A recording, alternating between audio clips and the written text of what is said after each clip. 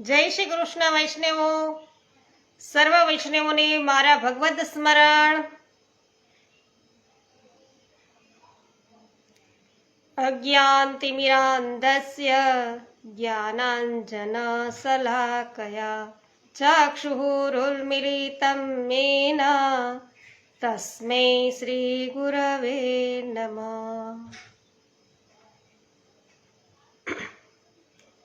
વલ્લભ આખ્યાનમાં વૈષ્ણવો આપણે ગઈકાલે જોયું કે આપણને થાય કે રાસ ખેલતા ખેલતા શું મનોરથ જાગ્યો હશે પ્રભુને, તો પ્રભુને શું મનોરથ જાગ્યો છે એ આજે આપણે જાણવાના છીએ। અને ત્યારે એનું વર્ણન કરતા ગોપાલદાસ છે એ આગળ ગાઈ રહ્યા છે 15મી કડીમાં। સરસ, રમેશભાઈ જાવિયા, જય શ્રી કૃષ્ણ, સ્વાગત છે આપનું। ગોપાલદાસ છે 15મી કડીમાં કહે છે કે એ પ્રભુને મન ઈચ્છા ઉપની, એ પ્રભુના મનની અંદર એવી ઈચ્છા ઉત્પન્ન થઈ, યશ થાવા વિસ્તાર, અને એનો વિસ્તાર કરવો છે પ્રભુને।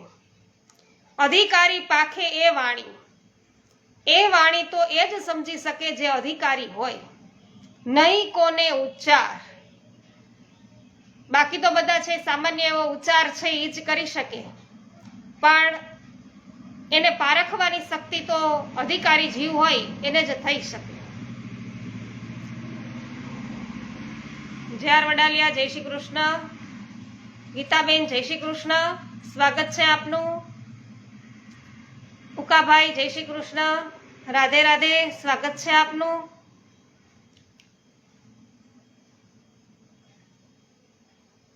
ઇન્દ્રવર્ધનભાઈ જય શ્રી કૃષ્ણ, સ્વાગત છે આપનું।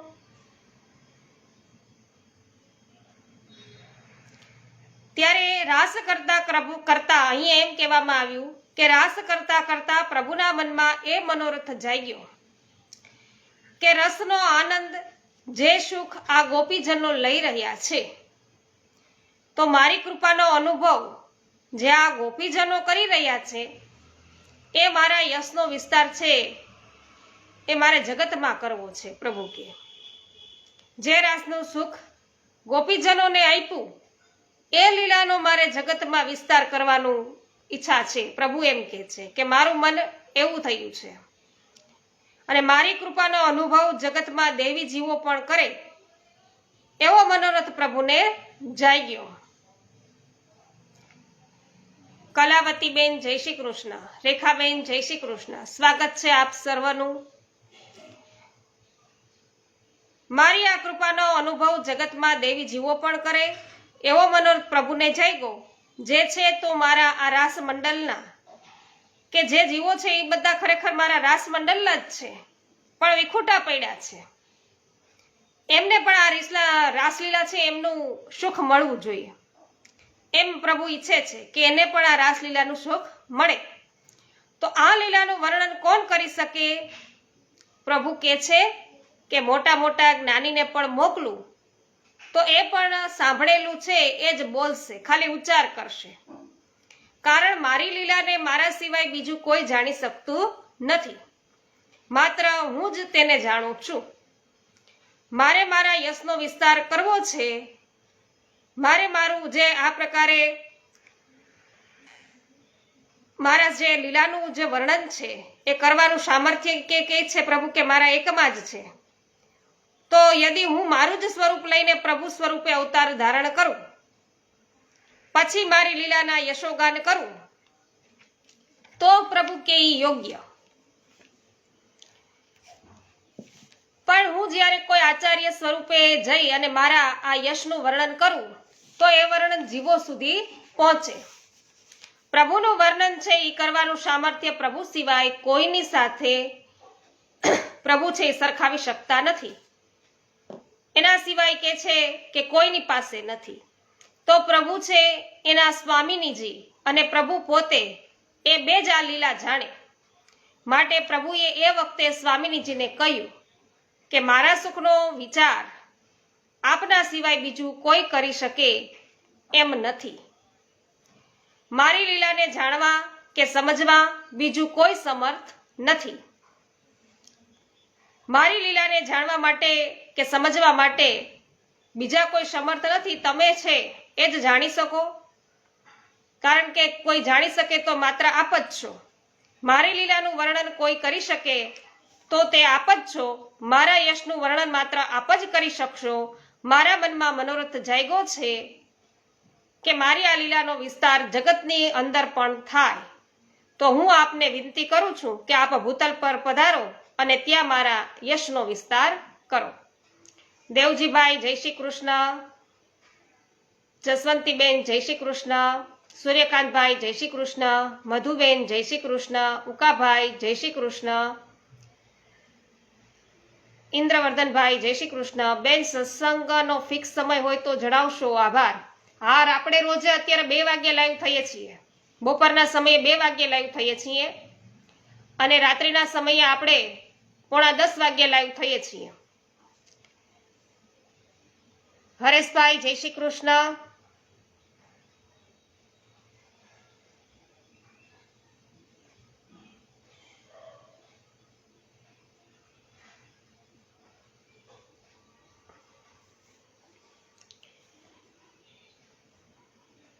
પ્રભુ છે એના મનમાં વિચાર જાગ્યો અને આપે શ્રી મુખે શ્રી સ્વામિનીજીને આજ્ઞા કરી.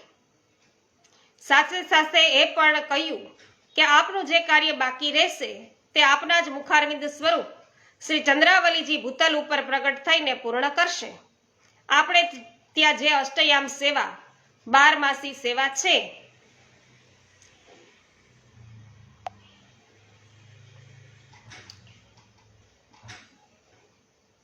બારમાસી જે સેવા છે પ્રભુ કે તે શું છે? રાસના 12 અંગો છે. રાસના 12 અંગોને અનુરૂપ જ આપણી આ 12માસી સેવા છે.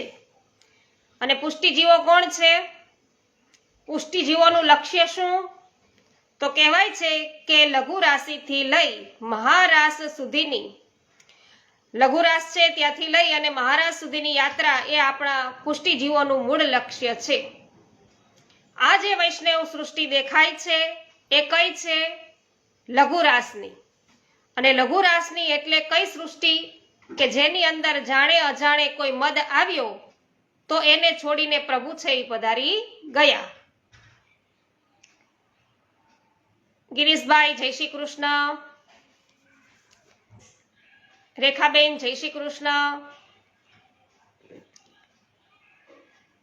વિકે ભાદરકા આપનું પણ હાર્દિક સ્વાગત છે. મારા જય શ્રી કૃષ્ણ. સર્વ વૈષ્ણવોનું હાર્દિક સ્વાગત છે વલ્લભ આખ્યાનના લાઈવ વાંચનમાં. રમેશભાઈ જય શ્રી કૃષ્ણ, સ્વાગત છે આપનું પણ. કોઈ પણ એને રાસ રમતા મદ આવી જાય છે ત્યારે પ્રભુ છે એ રાસ છોડીને જતા રહે છે. પ્રભુ છે એ પધારી ગયા છે. અને જાણે અજાણે આપણી અંદર કોઈક અભિમાન આવે ત્યારે પ્રભુ આપણને છોડીને પધારી જાય. તેથી જ જ્યારે કોઈ પૂછે કે શું કરીએ તો પ્રભુ મળે, હું કહું કે એમ ન પૂછો કે શું કરીએ તો પ્રભુ મળે, પણ એમ વિચારો કે હું શું કરી રહ્યો છું જેથી પ્રભુથી દૂર ને દૂર જઈ રહ્યો છું. પ્રભુ તો મળેલા જ હતા, પણ મળેલા પ્રભુને આપણે પામી શક્યા નથી, કારણ કે કોઈને કોઈ મદ આપણી અંદર છે આવ્યો અને પ્રભુ આપણને છોડી અને પધાર્યા. હાલના વૈષ્ણવની દશા કેવી છે?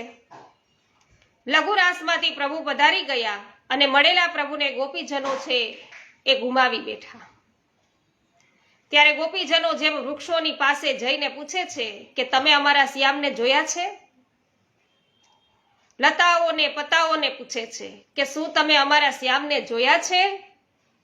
એવી રીતે આ વૈષ્ણવ સૃષ્ટિ પણ એવી છે કે કેટલીય વાર સાંભળ્યું હોય, સત્સંગ કર્યો હોય, પણ જ્યારે પણ અવસર મળે ત્યારે ભાગતા ભાગતા આવી જાય, યાત્રામાં જાય, દર્શન કરવા જાય, ચાહે જાણતા હોય કે ન જાણતા હોય કે કઈ વસ્તુ મને આમ લઈ જઈ રહી છે.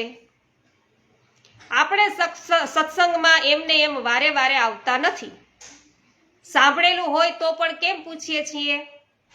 કારણ કે અંદરની કોઈક ગોપી પૂછવા માંગે છે કે શું તમે મારા શ્યામ અહીંયા તો નથી આવ્યા ને? અહીંથી તો નથી ગયા ને? અહીં થઈને તો નથી પધાર્યા ને, માટે જ આપણે ઘણીવાર યાત્રાઓમાં જઈએ, બેઠકોમાં જઈએ, જ્યાં જ્યાં સત્સંગની વધાઈ મળે ત્યાં જઈએ, કારણ કે અંદરની જે ગોપી છે એ આપણને ખેંચીને લઈ જાય છે, ઈચ્છા ન હોવા છતાં પણ ખેંચીને લઈ જાય છે. પિનલબેન જય શ્રી કૃષ્ણ, હર્ષાબેન જય શ્રી કૃષ્ણ, ગીતાબેન જય શ્રી કૃષ્ણ. સર્વ વૈષ્ણવોનું હાર્દિક સ્વાગત છે.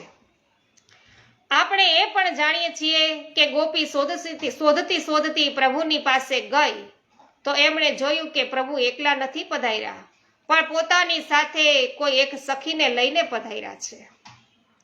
કેટલાક કહે છે કે એ હતા શ્રી રાધા સહચરીજી. આપણે એક અર્થમાં એમને સ્વામિનીજી સ્વરૂપે રાખીએ કે સ્વામિનીજીને લઈને પ્રભુ પધાર્યા. આપણે એ પણ જાણીએ છીએ કે જ્યારે ગોપી છે એ પ્રભુને શોધવા ગઈ, બધી ગોપીઓ, ત્યારે જોયું કે પ્રભુ સ્વામિનીને લઈને પધારી ગયા હતા, પણ સ્વામિનીજી એમની સાથે ગયા નહીં. એવી લીલા કરી કે તેઓ રોકાઈ ગયા. કઈ લીલા? તો કે બધા ગોપીજનોની મધ્યમાં શ્રી ઠાકોરજી શ્રી સ્વામિનીજીને, એટલે કે બધા વૈષ્ણવોની મધ્યમાંથી શ્રી ઠાકોરજી શ્રી વલ્લભને લઈને ગયા. પણ આપણે કહ્યું કે પ્રભુ આપ મને એકલાને સુખ આપો, શું આપ મને એકલાને સુખ આપો, એવું મારે ન જોઈએ. મારે આપનું સુખ જોઈએ, પણ ત્યારે જોઈએ જ્યારે મારા બધા વૈષ્ણવો મારી પાસે હોય. આમ સ્વામિનીજી રોકાઈ ગયા અને ગોપીજનો શોધતા શોધતા તેમની પાસે ગયા. એ રીતે શ્રી વલ્લભ સ્વરૂપે સ્વામિનીજીનો એ સંબંધ જીવોને થયો. ત્યારે પૂછે છે કે અમે પ્રભુને ક્યાં શોધીએ? પ્રભુ અમને છોડીને પધારી ગયા છે, ક્યાં મળશે? ત્યારે કહ્યું કે પ્રભુ બીજે મળે કે ન મળે, પણ યમુનાજીના તટ પર તો પ્રભુ નિત્ય બિરાજે છે. ત્યાં જીવોનો સંબંધ પ્રભુ સાથે થશે. અને જે પહેલો ગ્રંથ રચ્યો તે શ્રી યમુનાષ્ટક, શ્રી વલ્લભે આપણને શ્રી યમુનાજીના તટ ઉપર લાવીને મૂકી દીધા કે હવે આગળ વધે રાખ્યું. અહીંથી હવે આપણું કામ છે રૂઠેલા પ્રિયતમ છે એમને મનાવવાનું. ઠાકોરજીની સેવા તો કરીએ છીએ, પણ હજી ઠાકોરજી બોલતા નથી, કોઈ આજ્ઞા કરતા નથી, કોઈ પ્રગટ અનુભવ છે એ કરાવતા નથી. તો માનવું કે શ્રી મહાપ્રભુજીએ કૃપા કરી યમુના તટ ઉપર તો લાવી દીધા છે, પણ હજી પ્રિયતમ તો રૂઠેલા છે. જેમ ગોપીઓએ ગોપી ગીત ગાઈ પોતાના રૂઠેલા પ્રિયતમને મનાવ્યા, એમ આપણી સેવાથી ટહેલથી આપણા રૂઠેલા પ્રિયતમ પ્રભુ રીઝી જાય અને મહારાસમાં આપણો પ્રવેશ થાય, એ જ આપણા વૈષ્ણવોનું લક્ષ્ય છે. પરમ ફળ એ જ છે વૈષ્ણવો. તો લઘુરાસથી લઈ અને મહારાસ સુધી જવું એ જ વૈષ્ણવની જીવન છે. તો જ છે વૈષ્ણવી જીવન છે એનું સાર્થક થાય, અને તો જ છે એ આપણું જીવન પણ સફળ થયું, સાર્થક થયું છે. પ્રભુની વાણી કેવી છે? અધિકારી પાખે એ વાણી નહીં કોને ઉચ્ચાર. હું ઘણી વાર કહું છું કે શ્રી મહાપ્રભુજીની વાણી એવી છે કે જે આપણા પુરુષાર્થથી કે આપણા જ્ઞાનથી સમજી ન શકાય. મોટા મોટા ગ્રંથ વાંચનારાને જોયા છે, પણ સૌરાષ્ટ્રના ગામડામાં જઈએ ત્યાં વૈષ્ણવો ખેતી કરતા હોય, લખતા વાંચતા પણ ન આવડતું હોય, છતાં સ્ત્રોત પાઠ કેવા ઉચ્ચારથી બોલે છે કે આપણને થાય કે આ ક્યાં શીખ્યા હશે. શ્રી મહાપ્રભુજીની વાણી એમની એવી આત્મસાત થઈ ગઈ હોય. શ્રી મહાપ્રભુજીની વાણી આપણા સામર્થ્યથી કે સાધનથી સમજી ન શકાય. એ તો મહાપ્રભુજીની કૃપા થાય એને જે એ વાણી છે એ ફલિત થાય. શ્રી મહાપ્રભુજીની વાણી તો સ્વરૂપાત્મક છે. અને શ્રી મહાપ્રભુજીની વાણી છે એ શું છે? શ્રી મહાપ્રભુજીનું મુખ કમલ અને એમના નીકળતા એક એક શબ્દ એ કમળમાંથી પ્રગટ થતું મકરંદ છે.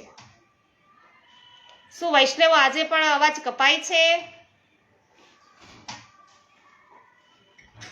કમલમાંથી પ્રગટ થયેલ મકરંદ જ્યાં પડે ત્યાં એક ઓર કમલ છે એ ખીલવે અને શ્રી મહાપ્રભુજીની વાણી પણ એ મકરંદ જેવી છે. જમનભાઈ જય શ્રી કૃષ્ણ, મહેન્દ્રભાઈ જય શ્રી કૃષ્ણ, ભારતીબેન જય શ્રી કૃષ્ણ. સ્વાગત છે આપ સર્વનું. જેના હૃદયમાં સ્ફુરિત થાય એના હૃદયમાં બીજું કમળ ખીલવે. સરસ. સાચા અર્થમાં શ્રી મહાપ્રભુજીની વાણી સમજમાં ક્યારે આવે?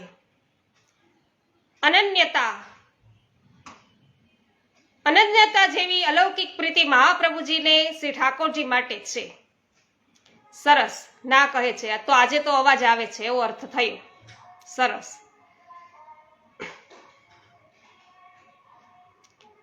ભારતીબેન જય શ્રી કૃષ્ણ.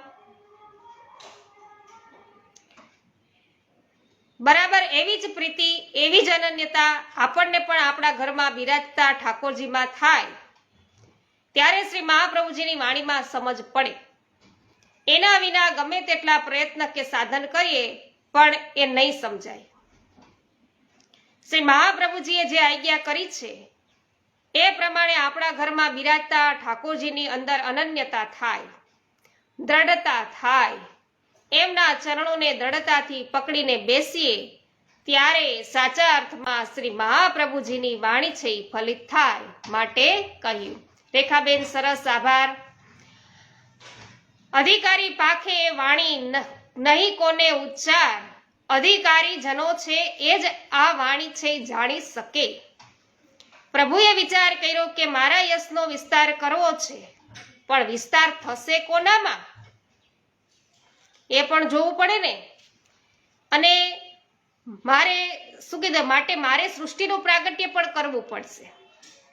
દિવ્ય દ્રષ્ટિ ગોપાલદાસને આપી.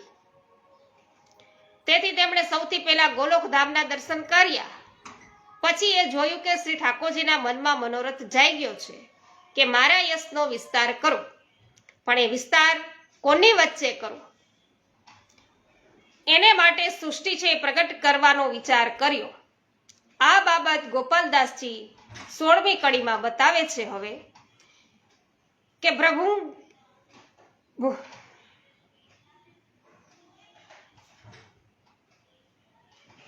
ભ્રુભંગેથી સૃષ્ટિ નિપજી, અતિ સુંદર બ્રહ્માંડ 14 લોક નાના વૈચિત્રયે ભૂમંડલ નવખંડ.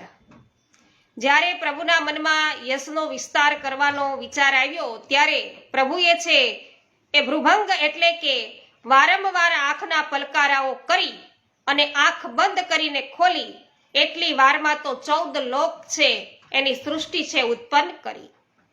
આંખના પલકારામાં બ્રહ્માંડ, 14 લોક, 7 પાતાળ, 9 ખંડવાળી પૃથ્વી ઉત્પન્ન કરી. અહીં કવિ 14 લોક માટે કંઈ નથી કહેતા, પણ બ્રહ્માંડ માટે કહે છે અતિ સુંદર બ્રહ્માંડ. ગોપાલદાસજી કહે છે કે ભલે પ્રભુએ 14 લોક પ્રગટ કર્યા, પણ મને તો સૌથી સુંદર આ બ્રહ્માંડ લાગે છે. કારણ કે પ્રભુની સેવાનું સુખ યદિ ક્યાંય છે તો એ બ્રહ્માંડમાં છે, આ પૃથ્વી લોકમાં છે. એનાથી વધીને પ્રભુએ સેવાનું સુખ છે એ બીજે ક્યાંય ન મળે. પ્રભુએ સૌથી પહેલા 14 લોક પ્રગટ કર્યા. પછી વિચાર કર્યો કે આ લોકમાં રહેવા વાળા લોકો પણ જોઈએ, તો કોને પ્રગટ કરું? પ્રભુએ જે નક્કી કર્યું તે ગોપાલદાસજી હવે 17મી કડીમાં ગાય છે. કે છે એકતાબેન જય શ્રી કૃષ્ણ, વિલાસબેન જય શ્રી કૃષ્ણ, હેમાબેન જય શ્રી કૃષ્ણ. સર્વ વૈષ્ણવોનું હાર્દિક સ્વાગત છે. 17મી કડીમાં કે છે કે પર પોતાની વ્યક્તિ કરેવા સૃષ્ટિ તે દ્વિઘા પ્રકાર, દૈવી આસુરી બે ઉપજાવી પ્રભુ મન કરીને વિચાર. ભગવાને 14 લોક બ્રહ્માંડનું સર્જન કર્યા પછી તેમાં રહેવા વાળા જીવોને પ્રગટ કર્યા. પર પોતાની વ્યક્તિ કરવા સૃષ્ટિ તે દ્વિધા પ્રકાર એટલે પ્રભુએ મનમાં વિચાર કર્યો કે મારે તો મારી અભિવ્યક્તિ કરવી છે, મારે ભૂતલમાં અનેક કાર્યો કરવા છે. સૌથી પહેલા વિચાર કર્યો કે મારી સેવાનો માર્ગ જે આધારિત છે તે પ્રગટ કરવો છે, મારો યશ પ્રગટ કરવો છે. યશ કેવી રીતે પ્રગટ કરવો?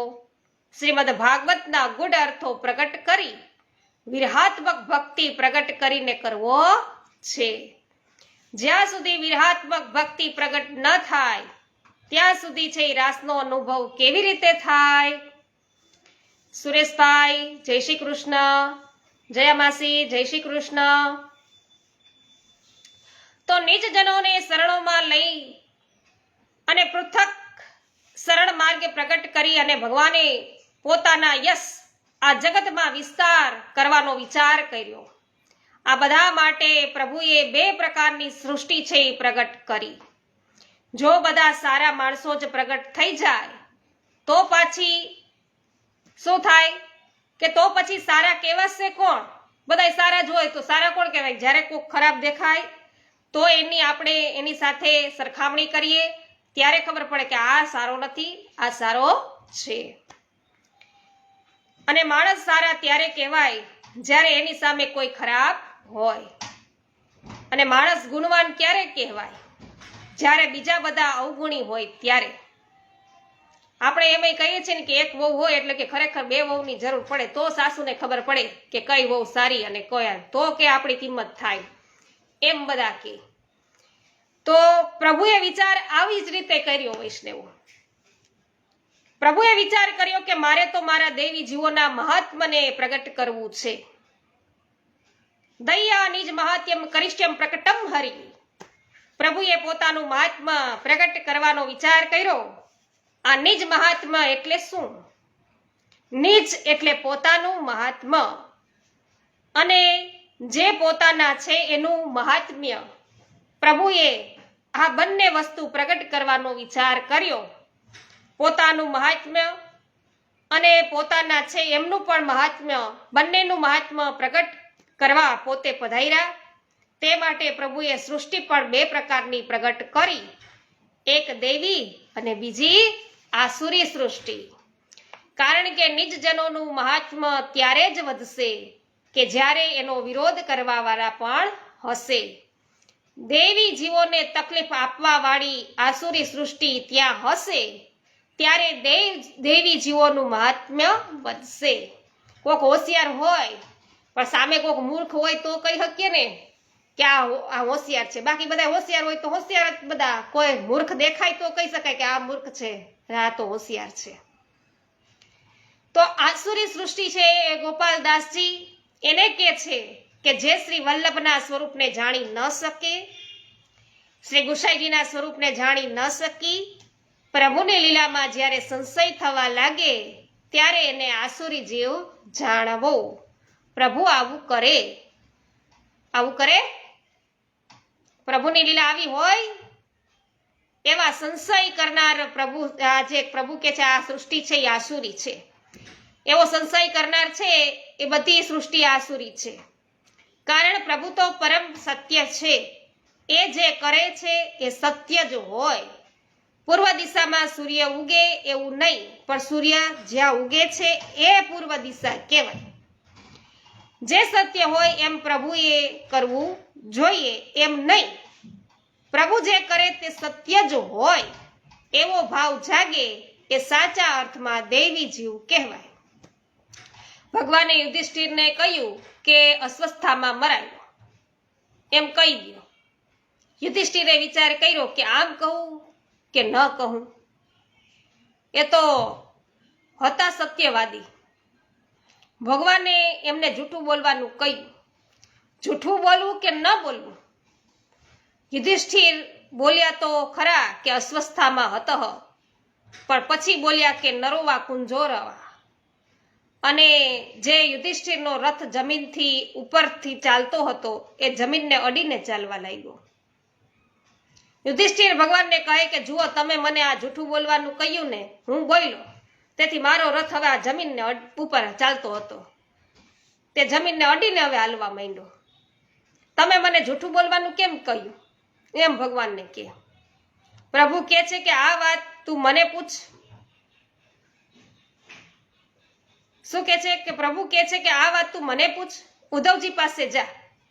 યુધિષ્ઠિર ગયા ઉદ્ધવજી પાસે, કે છે કે જુઓ, ભગવાને કેટલો મોટો અન્યાય કર્યો છે.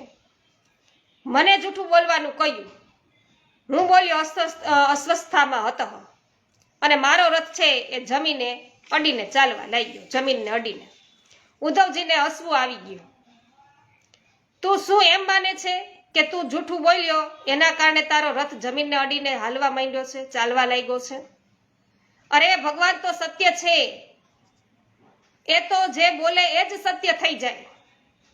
ભગવાને તને જે બોલવાનું કહ્યું એને કારણ નહીં, પણ ભગવાને તને કહ્યું એમાં તને જે સંશય થયો ને, તારી બુદ્ધિ તે જે વાપરી ને, તારી બુદ્ધિ એમાં ઉમેર્યું તે નરોવા કુંજોરવા, એ તારે ઉમેરવાની ક્યાં જરૂર હતી એમ. આથી પરમ સત્યનું ખંડન થઈ ગયું અને એ ખંડન થવાના કારણે તારું વાક્ય છે અસત્ય થયું. માટે તારો રથ આ જમીનને અડવા લાગ્યો છે, અટકીને ચાલવા લાગ્યો છે. સરસ. રમાબેન જય શ્રી કૃષ્ણ, વનિતાબેન જય શ્રી કૃષ્ણ, ગીતાબેન જય શ્રી કૃષ્ણ. સર્વ વૈષ્ણવોનું હાર્દિક સ્વાગત છે. આમ ભગવાને બે પ્રકારની સૃષ્ટિ બનાવી, દૈવી અને આસુરી. બે પ્રકારના જીવોને મોકલ્યા. એક પ્રકારના જીવોને એવી રીતે મોકલ્યા કે જે પુષ્ટિ બીજ લઈને આવ્યા, અને બીજા પ્રકારના પુષ્ટિ બીજ છે એ વગરના. અને આપણે જોઈએ છીએ કે કેટલાક જીવોને સન્મુખ કરવા આપણે કેટલા પ્રયત્ન કરીએ પણ એ સન્મુખ થાય નહીં, અને બીજા કેટલાક વિમુખ કરવા છે એ પ્રયત્ન કરીએ. આપણે બીજાને એમ થતું હોય કે આને હવે આમાંથી મન હટાવી લેવું છે, ઠાકોરજીમાંથી, એને આપણે પ્રયત્ન કરી રાખીએ કે આને એનાથી વિમુખ કરી દઈએ, પણ એ વિમુખ થાય નહીં. તો આ શું છે? આપણે કહીએ કે ઠાકોરજી સન્મુખ બેસો, પણ કોઈ બેસી શકે? જેને શ્રી ઠાકોરજી પોતાની સેવા માટે આ ભૂતલ ઉપર પ્રગટાવ્યા છે, એ જેમ કોઈની ઇલેક્શનમાં ઊભા રહેવું હોય કોઈ પણને, તો એના પહેલા શું કરવું પડે? પહેલી શરત એ છે કે દેશનું નાગરિક એ હોવો જોઈએ. એ રીતે ઠાકોરજીની સેવા કરવી હોય તો પહેલી શરત એ છે કે ઠાકોરજી એને પોતાની સેવા માટે પસંદ કર્યો હોય, પુષ્ટિ બીજ સાથે એને અહીંયા મોકલો હોય, તો જ એ શ્રી ઠાકોરજીની સન્મુખ આવી શકે. ઘણીવાર સેવા પ્રકારથી બિલકુલ અજાણ્યા હોય, એના ઘરમાં કોઈ જીવ છે પુષ્ટિ બીજ છે એ લઈને આવે, ત્યારે લાખવાર લોકો એને પ્રભુથી દૂર કરે તો પણ એ સન્મુખ થયા વગર રહે નહીં. ઘણાને ત્યાં 7 પેઢીથી વૈષ્ણવ હોય, પણ ઘરમાં કોઈ જીવ છે વિમુખ આવી જાય. કેમ? કારણ પુષ્ટિ બીજ જ નથી. આપણે જોયું વૈષ્ણવો કે અહીંયા એમની 2 દીકરી છે, એક તુલસા અને એક નાની દીકરી. તો એ વૈષ્ણવની નાની દીકરી છે એમને પરણાવે છે, તો એની દીકરી છે એ ત્યાં સેવા ઠાકોરજીની કરે છે કે શું પ્રકાર હાલે છે કે એ જોવા માટે થઈને વૈષ્ણવ જાય છે. તો તુલસાના માથે તો ઠાકોરજી બિરાજે, તો કે આ કેવી રીતે પ્રકાર ચલાવતી હશે? જોવા જાય છે તો કે એના ઠાકોરજી, પોતાના જ ઠાકોરજી છે એમના હાથેથી આ રસોઈ બનાવે છે એની નાની દીકરી અને આરોગ્ય છે. એટલે કે છે કે તું તો ધન્ય છે, તુલસા કરતા પણ તું તો વધી, કે તારી માથે બિરાજતા નથી છતાં પણ તું એનું સ્મરણ કરે છે સતત, અને હર હંમેશ એની લીલામાં છે એનું તું વર્ણન છે એના મનમાં અંદર સતત તું કર્યા કરે છે ચિંતન. અને અત્યારે રસોઈ કરીને ઠાકોરજીને તું આરોગ આવે છે, તો ઠાકોરજી તો ત્યાંથી મારા ઘરેથી અહીંયા આરોગવા તારી પાસે આવે છે. એટલે વૈષ્ણવો ઘણા બધાને તમે કોઈ એવી જગ્યાએ પણ મોકલી દો, છતાં પણ એ પોતાના ઠાકોરજી છે એનું સ્મરણ છોડતા નથી, એ વિમુખ થતા જ નથી, કારણ કે અંદર પુષ્ટિ બીજ પડેલ જ છે. તો ઘણીવાર એવી જગ્યાએ એવા લોકો મળે ત્યારે થાય કે આવી જગ્યાએ આવો ભાવ ક્યાંથી, આવી ભાષા ક્યાંથી?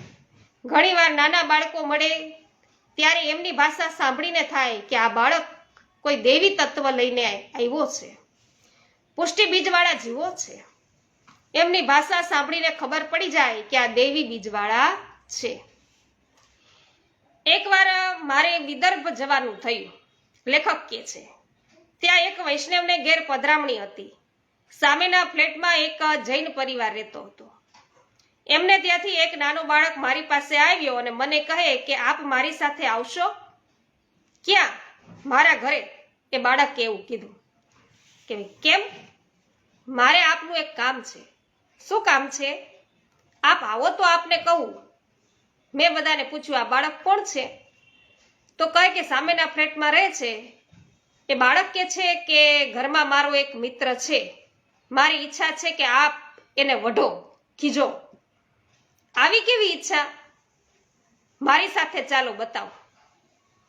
હું એની સાથે એના ફ્લેટમાં ગયો. ઘરની અંદર નાનકડો પૂજાનો રૂમ હતો.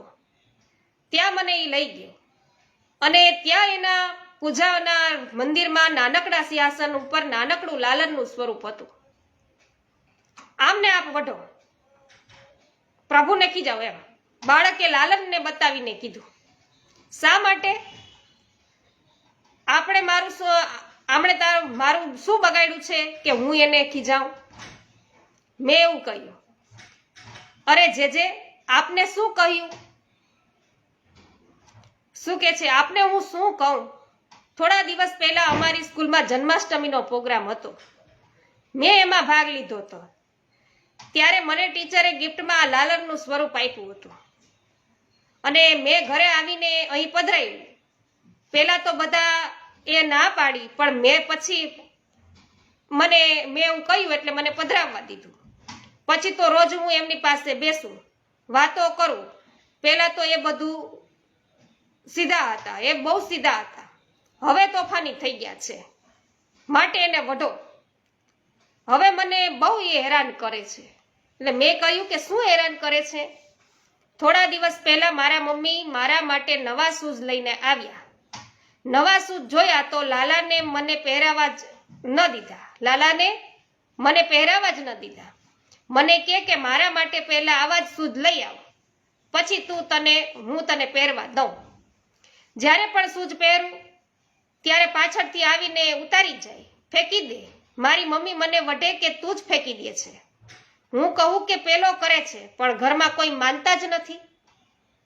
જ્યારે એવા ને એવા બીજા શૂઝ આવ્યા ત્યારે અને બહાર મૂક્યા, પછી મને હવે એ શૂઝ પહેરવા દીધા. બોલો, એ રીતે મારી સ્કૂલ બેગ નવી લાવ્યા તો મને સ્કૂલ બેગ પણ ન લેવા દે.